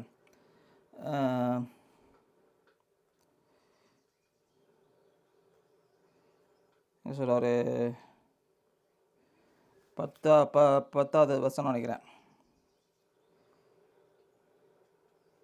10 இல்லை, 16. பாருங்கள், 16 சொல்கிறாரு. கலாத்தியர் 3வது அதிகாரம் 16வது வசனம் சொல்கிறாரு பாருங்கள். Now to Abraham and to his seed were the promises made. He does not say to seeds. அவரை வந்து பன்மையில் சொல்லலை, ஒருமையில் சொல்கிறார், சீடுன்றார். வித்துக்கள் அப்படின்னு சொல்லலை, வித்து அப்படின்றாரு, அப்படின்னு சொல்கிறார் பவுல் இங்கே சொல்கிறாரு. நாட் அஸ் மெனி, நிறைய பேரை குறிக்கல, ஒரே ஒருத்தரை குறிக்கிறார். யார் அந்த ஒருத்தர்? And to your seed who is Christ. அந்த இயேசு தான், கிறிஸ்து தான் அந்த வித்து அப்படின்றார். அப்போது நல்லா கவனிங்க, ஆபிரகாமுக்கு மேலே இது கொஞ்சம் கற்பனை பண்ணிக்கோங்களேன். கடவுள் வந்து இப்போ ஆபிரகாம் இப்படி ஜெபம் பண்ணுறாரு, இவ்வளோ முட்டி போட்டுங்கிறாரு, ஏதோ ஒன்று இப்படி உட்காந்துருக்கிறாரு. அவருக்கு எதிரில் கடவுள் நிற்கிறார். நின்றுட்டு ஆபிரகாமுக்கு மேலே அந்த ஆசீர்வாதத்தை பேசுகிறாரு. உன் சந்ததி, நீ பூமியை பெருக்குவ, you will possess the gates of your enemies. உன்னுடைய எதிரிகளுடைய கதவுகளை நீ வந்து தடுப்ப, யூ வில் பொசஸ், சுதந்திரிப்ப. கேட்ஸ் ஆஃப் ஹிஸ் எனிமீஸ்னு என்ன, அது இன்னொரு நாள் நம்ம பேசுவோம்.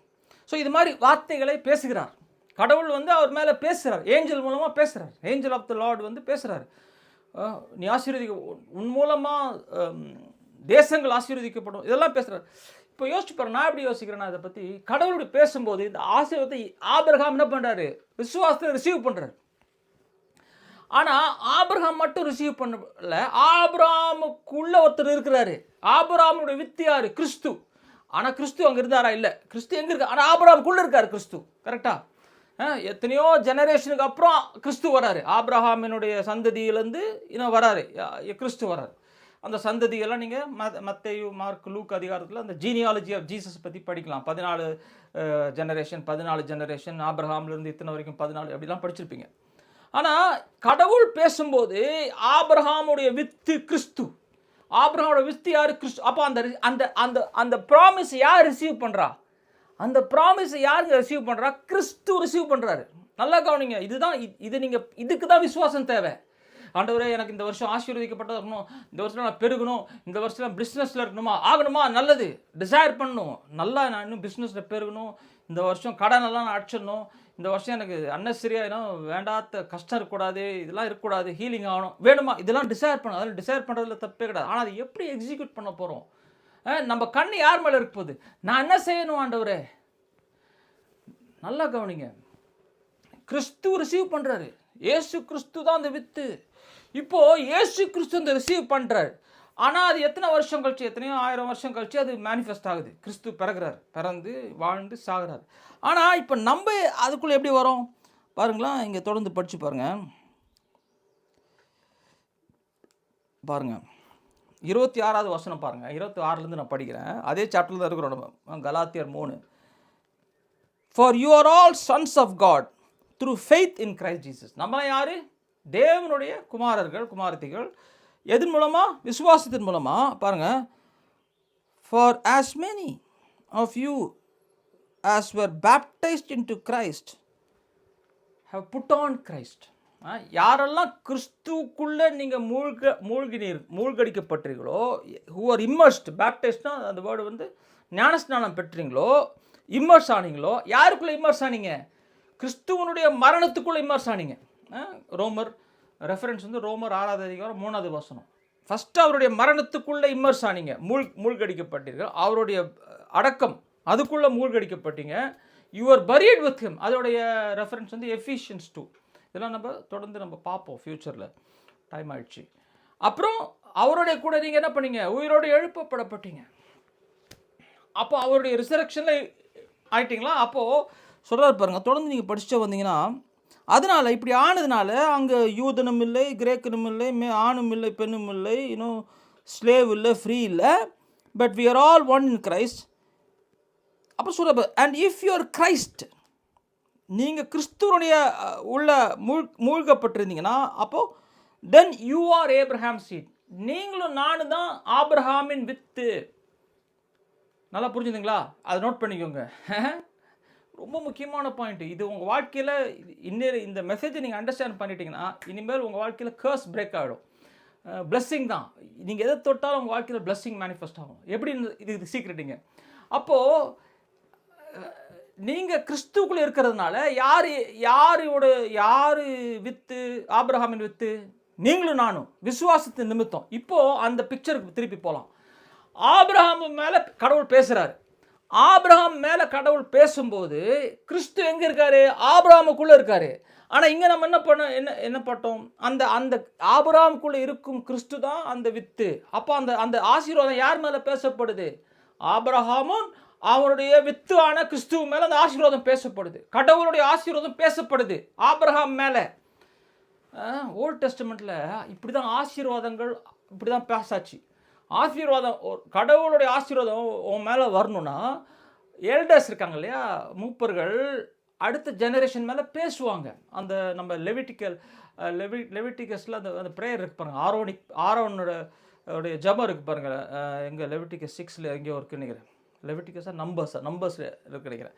ஏன்னா the Lord bless you, the Lord keep you, the Lord make his, ஏன்னா அவர் உங்கள் தன் முகத்தை உங்கள் மேலே பிரகாசித்து உங்களுடைய வாழ்க்கையில் சமாதானம், அப்படி ஒரு ஜபம் இருக்குது பாருங்கள். அது நம்ம ரொம்ப பிடிச்சமான ஜபம். அது அழகான ஒரு பாட்டு கூட இருக்குது, அழகான பாட்டு கூட பாடியிருக்காங்க. அவர் என் மேலே வச்சு என்ன பேசுகிறார். அப்போது ஆசீர்வாதம் பேசப்படுது. அப்போது இந்த சத்தியம் இருக்குது பாருங்களேன். ஏப்ரஹாம், ஐசக், ஜேக்கப் என்ன பண்ணுறான்? 2 மகன் இருந்தாங்க. ஐசக்கு 2 பசங்க இருந்தாங்களே, ஈசா, ஜேக்கப்கிட்ட பேசுகிறான். அவன் ஆசீர்வாதம் என்ன பண்ணுறான்? ஐசக் கண்ணு மங்கிடுது. அப்போ தொட்டு பார்த்துட்டு அவன் ஐசக்கு தான் முதல் மகன் மேலே பிளெஸ்ஸிங்கை பேசுகிறேன்னு சொல்லிட்டு யாக்கோபு மேலே என்ன பண்ணுறான்? வில் எழுதி கொடுத்தானா? நோட் புக்கில் எழுதி கொடுத்தானா? வில் எழுதி கொடுக்குறான்? இல்லை, பேசுகிறான். அவன் என்ன பேசுகிறான்? விசுவாசத்திலிருந்து பேசுகிறான். அவன் இருதயத்தில் அது எதை குறிக்கிறான்? தேவன் பேசுவதை குறிக்குது. நல்லா கவனிங்க. ஆபிரகாம் ஐசக் மேலே பிளெஸ்ஸிங்கை பேசுகிறாரு. ஐசக் என்ன பண்ணுறாரு? இப்போது அவனுடைய மகனான யாக்கோப் மேலே பிளெஸ்ஸிங். இது யார்? இது என்ன அர்த்தமா? தேவன் ஆசீர்வாதத்தை பேசுகிறார். ஆபிரகாம் மேலே தேவன் பேசினார். தேவனுடைய வார்த்தை எடுத்து ஆபிரகாம் அடுத்த சந்ததி மேலே பேசுகிறான். அடுத்த சந்ததி மேலே பேசுகிறான். இப்படி தான் ஆசீர்வாதம் அவங்க. அதனால தான் பாருங்கள், பழைய ஏற்பாட்டில் அவர்கள் ஆசீர்வதிக்கப்பட்ட மக்களாக இருந்தாங்க. ஆனால் நிறைய நேரத்தில் அவங்களால அந்த ஆசீர்வாதத்தில் நடக்க முடியல. ஏன்னா அவங்க தங்களை உலகத்தார் மாதிரி பார்த்தாங்க. இன்றைக்கும் அதே பிரச்சனை தான். நம்ம என்ன திரும்ப பண்ணுறோம்? டெக்னிக்ஸ் பார்க்குறோம். ஆண்டவர் பாருங்கள், இப்போ ஆபிரகாம் மேலே அந்த ஆண்டவர் ஆசீர்வாதத்தை பேசுகிறாரு. ஆனால் அந்த ஆசீர்வாதத்தை ரிசீவ் பண்ணுறது யாருங்க? கிறிஸ்து. ஆனால் அந்த கிறிஸ்துவின் வித்து யார்? நீங்கள். உங்களுக்குள்ளே தான் அந்த கிறிஸ்துவ கூட இணைக்கப்பட்டதுனால இப்போ ஆபிரகாம் யார் மேலே அந்த ஆசீர்வாதத்தை பேசினார்? உங்கள் மேலே பேசுகிறார். கடவுள் யார் மேலே அந்த ஆசீர்வாதத்தை பேசினார்? உங்கள் மேலே பேசுகிறார். ஐ எம் பிளஸ்டுங்க. நான் எதுவுமே செய்ய தேவையில்லைங்க. எனக்காக எல்லாவற்றையும் செய்து முடித்த கிறிஸ்துவுக்குள்ளே என்னை சேர்த்துட்டார் ஆண்டவர். கிறிஸ்துவ மேலே என்னப்பா நீ ஒன்றுமே செய்யாமல் பிளஸ்ஸிங்கா? அதுதாங்க நியூ காவனட்டு. எல்லாவற்றையும் செய்தது இயேசு கிறிஸ்து. புரியுதுங்களா? எல்லாவற்றையும் செய்தது யார்? இயேசு கிறிஸ்து. ஆனால் அவரோடு கூட நான் இணைக்கப்பட்டேன். இதை பார்ப்பதற்கு எனக்கு விசுவாசம் தேவை. My faith should be directed to see this. My union with Jesus Christ. அவரோடு கூட இணைக்கப்பட்டேன்றதை என் கண்ணில், என்னுடைய உணர்ச்சியில், என்னுடைய உள்பார்வையில் கண்டினியூஸாக பார்ப்பதற்கே என் விசுவாசத்தை நான் பயன்படுத்த வேண்டும். அப்படி என் விசுவாசத்தை நான் டைரக்ட் பண்ணும்போது ஹல்லேலூயா, எனக்கு என்ன இந்த உலகத்தில் தேவை, என்னுடைய டெஸ்டினி அடைவதற்கு என்ன ஆசீர்வாதம், அது என் வாழ்க்கையில் ஆட்டோமேட்டிக்காக. இதை தான் இயேசுவும் சொன்னார். தேவனுடைய ராஜ்யத்தை முதலாவது தேடு, அப்போ எல்லாமே கூட கொடுக்கப்படும். பாருங்கள், இது this will deliver you from your works. உங்களுடைய நான் என்ன செய்யணும் பாருங்கள், உங்களுடைய கிவிங் இருக்குது பாருங்களேன். It should never to receive a blessing. சரி பிரதர், என் வாழ்க்கையில் பிளெஸ்ஸிங் இல்லை பிரதர், கடன் தான் ஆகுது. இதுதான் பிரச்சனைங்க. This is the root of your problem. என் வரைச்சல ஒரே சண்டைங்க, என்ன ஃபேமிலியில் ஒரே சண்டைங்க. என்னங்க பிரச்சனை? நான் என்ன செய்யணுங்க? உபகாசம் செஞ்சுக்கணுமா? பேயை ஓட்டணுமா? இந்த பேர் என்ன ஜெனரேஷனல் பேய் இருக்குது, பூர்வ விதமான சாபங்கள் இருக்குது. எல்லாவற்றையும் இயேசுவின் சிலுவையில் எல்லாமே முடிஞ்சிருச்சுங்க. முடிஞ்சதுனால இப்போ நான் ஆசீர்வதிக்கப்பட்டவன்றதை நீங்கள் பார்க்கணும். பிரதர் என்னால் முடியலையே பிரதர், எனக்கு கடன் இருக்குது, எனக்கு ஹெல்த் இப்படி இருக்குது, என்னுடைய ரிலேஷன்ஷிப் சரியில்லை, என் ஹஸ்பண்ட் சரி, இதுக்கு நீங்கள் உபவாசம் இருங்க, ஃபாஸ்ட் பண்ணுங்கள். ஆண்டவரே இது நான் ஃபாஸ்ட் பண்ணி இந்த சத்தியத்தில் நான் என்னை ஆணித்தனமாக உள்ளே போகிறதுக்கு எனக்கு உதவி செய்யுங்கன்னு சொல்லி ஃபாஸ்ட் பண்ணணும். ஆண்டவரே நீங்கள் எங்கேயோ இருக்கிறீங்க, வந்து எனக்கு உதவிங்க, என்னை ப்ளஸ் அப்படி நீங்கள் வேஸ்ட் ஆஃப் டைம் அது. பழைய ஏற்பாட்டு மனுஷன் என்ன சொன்னால் வாங்க வாங்கன்னு ஜெபம் பண்ணான். புதிய ஏற்பாட்டு மனுஷன் வாங்க வாங்கன்னு ஜெபம் பண்ணவே இல்லை. கடவுள் எனக்குள்ளே வாசம் செய்து கொண்டிருக்கிறார், அவரோடு கூட இணைக்கப்பட்டேன்றதை உணர்வதற்கு நான் ஆண்டவருடைய பிரசனத்தில் காத்திருக்கிறேன், அதற்காக நான் ஜெபம் பண்ணுறேன். அப்போ நான் என்னை பிளஸ்டாக பார்க்கும்போது ஹல்லேலூயா, இப்போ உங்களுடைய கொடுக்கறது, உங்களுடைய ஊழியம் செய்கிறது எல்லாம் எதுலேருந்து வரும்? Out of the abundance, overflow. இதுதான் 2 கொரிந்தியரில் பவுல் எழுதுறாரு. இருதயத்திலிருந்து நீ கொடுக்கணுன்றாரு. பொறுத்தரை செய்து இருதயத்தில் நீ என்ன ஆசை இது சரியோ, உன்னுடைய ஹார்ட்லேருந்து இன்றைக்கி நான் இவருக்கு இவ்வளோ பணம் கொடுக்கணும்னு ஆசைப்பட்றேன், அவர் ஆசீர்வதிக்கணும்னு ஆசைப்பட்றேன், தாராளமாக செய்யுங்க. ஆனால் இது பண்ணால் பாருங்கள் என் களஞ்சியம் நிறையும், இது நான் பண்ணால், இதெல்லாம் பழைய ஏற்பாட்டு. முதல் கனியான இயேசு கிறிஸ்து எனக்குள்ளே வந்துட்டாருங்க. அவரோட கூட இணைக்கப்பட்டேன், அவரோட கூட ஒன்றாக்கப்பட்டேன், நீங்களும் நானும் அவரோட கூட ஒன்றாக. இதை நீங்கள் பார்ப்பதற்கு உங்கள் விசுவாசத்தை நீங்கள் யூஸ் பண்ணணும். ஆமேன். இதுதான் சத்தியம். இந்த வருஷத்தில் இதுக்கு நீங்கள் லேபர் பண்ணுங்க, பிரயாசிங்க. எதுக்கு? எப்படியாவது அவர் கொண்டு வந்து சேர்த்துணும். இல்லை அது ஆயிடுச்சு. எப்போ நீங்கள் இயேசுவை ஏற்றுக்கொண்டீங்களோ அப்போ அது உள்ள ஆயிடுச்சு. அதை நான் உள்ளரங்கமாய், அப்போ வெளியரங்கமாய் பார்க்குற மனுஷன் நான் என்ன செய்யணும்னு பார்ப்பான், உள்ளரங்கமாய் பார்க்குற மனுஷன் கிறிஸ்து என்ன செய்து முடித்து விட்டார்ன்றதை பார்ப்பான். புரியுதுங்களா? அதில் நீங்கள் பார்த்து உங்களுடைய கான்ஷியஸ்னஸை அதில் உறுதிப்படுத்தும் போது என்ன ஆகுதுன்னா உங்கள் வாழ்க்கையில் பிளெஸ்ஸிங் வரும், இன்ஸ்ட்ரக்ஷன்ஸ் ஃப்ரம் காட் வரும். புரியுதுங்களா? இன்ஸ்ட்ரக்ஷன்ஸ், கடவுளுடைய இன்ஸ்ட்ரக்ஷன்ஸ் வரும். உங்கள் இருதயத்தில் வெளிப்படும். இது பண்ணணும், பிஸ்னஸ்க்கு இது பண்ணணும், இவரை நான் ப்ளஸ் பண்ணணும், இவ்வளோ நான் இவங்க ஆஃபர். இதுக்கு பேர் தான் led by the spirit. as many as are led by the spirit. அவன் சட்டத்துக்கு கீழ் இல்லை, he is not under the law. நல்லா கவனிங்க. நம்ம எல்லாம் நிறுத்தம் பண்ணிடுறோம், ஆவியிலே நடக்க கற்றுக்காமல் லா கீழே போய் மாட்டிக்கிறோம். ஒருவேளை நம்ம இந்த காலத்தில் விருத்த சேதனை பண்ணணும்னு நம்ம இன்சிஸ்ட் பண்ணுறது கிடையாது. அந்த காலத்தில் பண்ணாங்க. ஏன்னா அந்த காலத்தில் யூதர்கள் தான் ஜாஸ்தி கிறிஸ்டியன்ஸாக மாறினாங்க. அதனால் அவங்க ரொம்ப இன்சிஸ்ட் பண்ணாங்க, இல்லை சர்க்கம்சைஸ் பண்ணி தான் ஆகணும். ஏன்னா எத்தனையோ நூற்றாண்டு கணக்கில் தான் அவங்க பிரெயின் வாஷ் ஆகுது. என்ன பிரெயின் வாஷ் பண்ணி வச்சுக்கிறாங்க? சர்க்கம்சைஷன் பண்ணலன்னா நீ காவனண்ட்டில் வர முடியாது, இஸ்ரேலாக இருக்க முடியாது. 8வது நாடு சர்க்கம்சைஸ் பண்ணி ஆகணும். அப்போ தான் நீ அந்த கட்சியில் சேர முடியும், இஸ்ரேல்ன்ற கட்சிக்குள்ளே சேர முடியும். இல்லையா ஒன்று அவுட்டு, வெளியே தட்டுவாங்க, ஒன்று டிஸ்கார்டு. அப்படியே வாழ்ந்த மனுஷனுக்கு சடனாக சர்க்கம்சைஸ் பண்ண வேண்டான்றது அவனால் அக்செப்ட் பண்ண முடியல. ஏன்? அவன் ஊர்ன மாங்காய் மாதிரி இருக்கிறான், நல்லா ஊறி போயிருக்கிறான் இந்த சத்தியத்தில். இதுதான் பவுல் சொல்கிறாரு. நீங்கள் கலாத்தியரில் படித்து பாருங்கள். என்ன சொல்கிறாரு? ட்ரெடிஷன்ஸ் ஆஃப் மென், பாரம்பரியம், இதில் ஊறி கிடக்குறாங்க. நம்மளுடைய பிரச்சனை இன்னைக்கு இருக்கிற இன்னைக்கு நம்ம சர்க்கம்சிஷனை விட்டுட்டு பலதை பிடிச்சிக்கிறோம். டைதிங் பண்ணால் தான் ஆண்டவன் ஆசீர்வதிப்பார், இல்லைனா இத்தனை மணி நேரம் ஜெபம் பண்ணால் தான் அவன் ஆசீர்வதிப்பார். ஐயோ ஜெபம் பண்ணுறது, காசு ஆஃபரிங் பண்ணுறது, கொடுக்குறது எல்லாமே இட்ஸ் எ குட் திங். அது நான் தப்புன்னு சொல்ல. ஆனால் எதுக்காக கொடுக்குறீங்க? எதுக்காக நீங்கள் ஜெபம் பண்ணுறீங்க? இந்த உணர்வில் வளருதுக்கா? இதில் நான் இன்னும் அதிகமாக வேர்கொண்டு இதில் நான் உணர்ச்சி விடும்போது தான் பாருங்கள் நீங்கள் கிறிஸ்துவை போல நீங்கள் மாறுவீங்க. இதுதான் நியூ டெஸ்டமெண்ட்டில் ஃபுல்லாக பவுல் எழுதுறாரு. பல இடத்துல நான் உங்களுக்கு ஏற்கனவே காட்டியிருக்கேன். தொடர்ந்து இந்த வருஷத்தில் நம்ம தொடர்ந்து பார்ப்போம். ஸோ நான் ஜெபம் பண்ணி முடிக்கிறதுக்கு முன்னால் ஒரு சின்ன எக்ஸசைஸ் கொடுக்குறேன். இந்த எக்ஸசைஸ் ரொம்ப எனக்கு ஹெல்ப்ஃபுல்லாக இருந்துச்சு. நம்மளாம் ரொம்ப பிஸியான பீப்புள். நிறைய பேருக்கு இந்த வருஷத்தில் நான் எப்படி தியானம் பண்ணணுன்றோம் அப்படிலாம் கற்றுக் கொடுத்துருக்கேன். இது ஒரு சின்ன தியானம், ஒரு 1 செகண்ட் தியானம் 2 செகண்ட் தியானம்.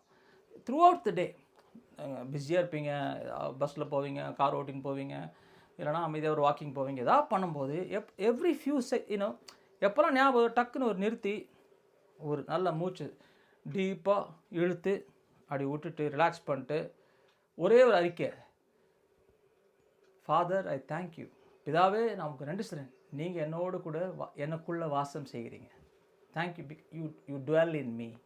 சும்மா ஒரு அறிக்கை, டுவெல் இன் மீ. இது என்ன பிரதர் பண்ணணும், இதான் மிரக்கல் கொண்டு வருமா? இது பயங்கரமான மிரக்கல் கொண்டு வரும். ஆனால் நீங்கள் எதிர்பார்க்குற மாதிரி மிரக்கல் இல்லை. சரி, நம்ம பாருங்களேன், நம்மளுடைய உணர்ச்சி இருக்கு பாருங்க, கான்ஷியஸ்னஸ். நம்ம கான்ஷியஸ்னஸ் இது நம்ம நெக்ஸ்ட் வீக்கு நம்ம இன்னும் டீப்பாக போகலாம். இந்த கான்ஷியஸ்னஸ் வந்து இட் இஸ் என்டாங்கிள்டு, அப்படியே அப்படியே பின்னி பிணைஞ்சிருச்சு. எதோட? நம்மளுடைய 5 புலனோட, மாம்சத்தின் மூலம், இந்த பாடி 5 சென்சஸ், 5 புலனோட நம்மளுடைய உணர்வு இன்னர் அவேர்னஸில் பிணைஞ்சிருச்சு. அதனால் நம்ம கண்ணில் பார்க்குறது நமக்கு நிஜமாக இருக்குது, காதில் கேட்குறது நமக்கு நிஜமாக இருக்குது. இந்த கான்ஷியஸ்னஸை வந்து நம்ம ஷிஃப்ட் பண்ணணும். இதிலிருந்து பிரித்து எடுத்து இன்னொரு இடத்துல வைக்கணும். எங்கே வைக்கணும்? எனக்குள் வாசம் செய்கிற கிறிஸ்து, இல்லைனா இப்படி சொல்லலாம் தேவராஜ்யம்னு சொல்லலாம். தேவராஜ்யம் உங்களுக்குள்ளே இருக்குதுன்னு சொன்னார் ஆண்டவர். எனக்குள்ளே வாசம் செய்கிற கிறிஸ்துன்னு சொன்னார் ஒரு இடத்துல. இன்னொரு இடத்துல எப்படி சொல்லலாம்? வாக்கிங் இன் த ஸ்பிரிட்னு சொல்லலாம். அப்போ என் ஆவியும் அவருடைய ஆவியும் இணைக்கப்பட்டுருச்சு. அதன் மேலே கண்ணை வைக்கிறோம். அதுக்கு தான் நம்ம ட்ரைனிங் தேவை. இதுக்கு பேர் தான் பைபிளில் லேபரிங் டு என்டர் இன்டு ரெஸ்ட்னு போட்டிருக்கு. லேபரிங், என்ன லேபரிங் பண்ணணும்? நான் என்ன லேபர் பண்ணணும்? என் லேபர் வந்து அவரெல்லாம் லேபர் பண்ணி முடிச்சிட்டாரு. பாவத்தை மேற்கொள்வதற்கு அவர் லேபர் பண்ணிட்டாரு. என்னை அவருக்குள்ளாய் பார்ப்பதற்கு நான் லேபர் பண்ணணும். நல்லா கவனிங்க. அது பண்ணும்போது என்னுடைய வாழ்க்கையில் நான் பண்ண ஹீலிங்கு, அப்புறம் என்னது ப்ரொவிஷன்ஸ், பண தேவைகள், பாவத்தை மேற்கொள்வதற்கு எல்லாம் எஃபர்ட்லெஸ்ஸாக வரும் பாருங்க. எஃபர்ட்லெஸ்ஸாக வரும். இதுதான் நியூ டெஸ்டமெண்ட்டோடைய என்டையர் ரகசியத்தை நான் உங்களுக்கு சொல்லி கொடுத்துட்டேன். ஒரே செமண்டில் முடிச்சிட்டேன். இதுதான் புதிய ஏற்பாட்டுடைய என்டையர் சீக்ரெட்டு. எனக்குள் வாழும் கிறிஸ்து. அப்போது த்ரூ அவுட் த டே நீங்கள் இந்த நாளில் நீங்கள் பண்ணும்போது ஒரு டக்குன்னு ஒரு பாஸ் எடுத்து, ஒரு பிரேக் எடுத்து, எவ்வளோ 5 செகண்ட் ஆகுமா இது பண்ணுறதுக்கு? அப்படியே ஒரு மூச்சு உள்ள எடுத்து விடு. I thank you father, you are one, I am one with you. நான் உங்களோட கூட இணைக்கப்பட்டிருக்கிறேன், ஆர் உங்களோடு கூட இருக்கிறேன், நீங்கள் எனக்குள்ளே இருக்கிறீங்க. அது மாதிரி ஏதாவது just to become aware of your union with God, your union with Christ. புரியுதுங்களா? இதை வந்து 2 செகண்ட் மெடிடேஷன். இது த்ரூ அவுட் த டே பண்ணலாம். இது நீங்கள் பண்ண என்ன ஆகிடும்னா, மெதுவாக உங்கள் ஷிஃப்ட் ஆகும் கான்ஷியஸ்னஸ். வெளியரங்கத்தில் நீதியை தேடுற நீங்கள் உள்ளரங்கமாய் இன்னர் மேனில் இருக்கிற ரைச்சஸ்னஸோட கனெக்ட் ஆகிடுவீங்க. அப்போது நீதியின் கனிகள் உங்கள் வாழ்க்கையில் எஃபர்ட்லெஸ்ஸாக வெளியே வரும். எஃபர்ட்லெஸ்ஸாக வரும். இது வந்து எப்படிலாம் உங்களை மாற்றும் அப்படின்னா, உங்களுடைய நீங்கள் கிவிங்கில் பிளெஸ்ஸிங்ஸ் வந்து பாருங்கள். நம்ம ஆசீர்வாதமாக வாழணுன்னு தான் அவருக்கு ஆசை. நம்ம இங்கே பஞ்சத்தில் படிப்பட்டு காசுக்கு கிரெடிட் கார்டில் இருக்கணும். இந்த வருஷம் ஒரு பொருத்தனை பண்ணுங்களேன். என்ன பொருத்தனை பண்ணுறீங்க? ஆண்டவரே, இந்த கிரெடிட் கார்டுலேருந்து நான் வெளியே வந்துடணும், கிரெடிட் கார்டே கொலாப்ஸ் பண்ணிடணும் ஆண்டவரே. கிரெடிட் கார்டு இருக்கிற மாதிரி எந்த டென்ஷனுமே கிடையாது பாருங்க. கிரெடிட் கார்டில் இல்லாமலே நம்ம வாழ முடியுமா? வாழலாம். ஐயோ பிரதர், எனக்கு அப்படிப்பட்ட வேலைலாம் இல்லை, எனக்கு அவ்வளோ. உங்களுக்கு கிறிஸ்துவ யார்? நீங்களும் கிறிஸ்துவ இணைக்கப்பட்டீங்கன்ற உணர்ச்சிக்கு வரல. நான் வெறும் இன்ஃபர்மேஷன் தான் கொடுத்துருக்குறேன். இந்த இன்ஃபர்மேஷன் எடுத்துகிட்டு போய் நீங்கள் தியானம் பண்ணணும். நீங்கள் உட்காந்து இன்றைக்கி கொடுத்த இந்த ஒரு சாப்டர் இருக்கு பாருங்கள். இன்றைக்கி நான் 2-3 வசனம் கொடுத்தேன். ஆதியாகமத்திலேருந்து 22ஆவது அதிகாரம் சொன்னேன், கலாத்தியரில் சொன்னேன். இதுக்கு இன்னும் நிறைய நம்ம பேசிகிட்டே போகலாம். ஹீப்ரூஸில் இருக்குது. ஹீப்ரூஸ் 2ஆவது அதிகாரத்தில் இதை பற்றி பேசுகிறார். திருப்பி பவுல் பல விதமாக நம்ம பார்க்கலாம். அதனால் உங்களை நீங்கள் எப்படி பார்க்குறீங்க? கடவுள் உங்களை எப்படி பார்க்குறாரு அப்படின்னா, யூ ஆர் பிளஸ்ட். ஏன்னா அவர் பேசிட்டார். எங்கே பிரதர் என் மேலே பேசவே இல்லை, அதான் பிரச்சனை. பார்த்தீங்களா? என் மேலே பேசலை. உங்கள் மேலே எங்கே பேசினார்? உங்கள் பேர் போட்டு பேசலையே. இல்லை, ஆபிரகாம் மேலே பேசினார்ல, அதான் உங்கள் மேலே பேசிட்டார். ஏன்னா நீங்கள் தான் அவருடைய வித்து. அதான் இவ்வளோ இன்றைக்கி ஃபுல்லாக நம்ம பேசிக்கிறோம். அப்போ ஆபிரகாமனுடைய பிளஸ்ஸிங் என் மேலே வந்துச்சுன்னா, ஆவியிலே புதுப்பிக்கப்பட்ட அதான் அந்த பிளஸ்ஸிங்கு. இப்போ ஆவியினுடைய வாக்கு தத்தங்கள் எல்லாமே இருந்து இது நம்ம இன்னும் ஒரு 1 hour ஆகும் அதை நம்ம எக்ஸ்பிளைன் பண்ணணும்னா. ஆனால் உங்களுக்கு புரிஞ்சுருக்கும். ஏன்னா இந்த சாப்டர்லேயே இருக்குது. 3ஆவது அதிகாரத்துலேயே அந்த சாப்டர்லேயே இந்த காரியங்கள் இருக்குது. அதனால் கிறிஸ்துவோட கூட நீங்கள் ஒன்றா இருக்கிறத இந்த வருஷம் ஃபுல்லாக நீங்கள் அதில் இன்னும் அதிகமாக முதிர்ச்சி அடையணும். அதுதான் ஆவிக்குரிய வளர்ச்சி. ஆவிக்குரிய வளர்ச்சினா, I am constantly aware of my union with Christ. அதான் ஆவிக்குரிய முதிர்ச்சி. மெச்சூரிட்டி இன் த ஸ்பிரிட்னா I become more aware of who I am in Christ in the spirit then who I am in my flesh in my body. புரியுதுங்களா? அந்த அந்த exercise பண்ணுங்கள். ஒரு jump பண்ணி முடிச்சிடுறேன். அப்புறம் ஒரு சின்ன ஒரு பாட்டு பாடிட்டு ஏதாவது கொஸ்டின்ஸ் இருந்தால் நம்ம எடுப்போம். அப்பா நம்ம துதிக்கிறோம், நம்ம ஸ்தோத்திரிக்கிறோம் ஆண்டவரே.